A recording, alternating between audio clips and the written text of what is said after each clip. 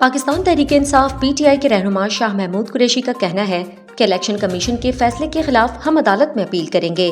इस्लामाबाद में press conference करते हुए पीटीआई रहनुमा ने कहा कि मुनहरिफ अराकीन के मुतालिक इलेक्शन कमीशन ने सबूत पेश करने की इजाजत नहीं दी। इलेक्शन कमीशन के एक तरफा फैसलों से उसके किरदार पर सवाल उठते हैं। इलेक्शन कमीशन के फैसले के खिलाफ हम अदालत में अपील करेंगे। शाह महमूद कुरैशी ने कहा कि 5 अगस्त के एक तरफा इक़दामात के बाद हमारा सफारत खाना 50% कम नफरी के साथ काम कर रहा है।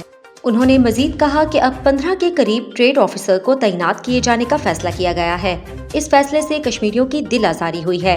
पीटीआई के रहनुमा ने कहा कि अशिया की कीमतें कम करने के लिए भारत से तिजारत बहाली को मुस्तरद किया था। मकबूजा कश्मीर के कश्मीरियों को क्या पैगाम देना चाह रहे हैं?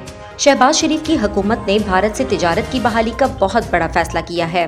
शाह महमूद कुरैशी ने कहा कि ओवरसीज पाकिस्तानियों को वोट का हक देने के लिए कानून साजी की गई थी। असेंबली में नूर आलम ने ओवरसीज पाकिस्तानियों को वोट देने का हक छीनने की करारदाद पेश की।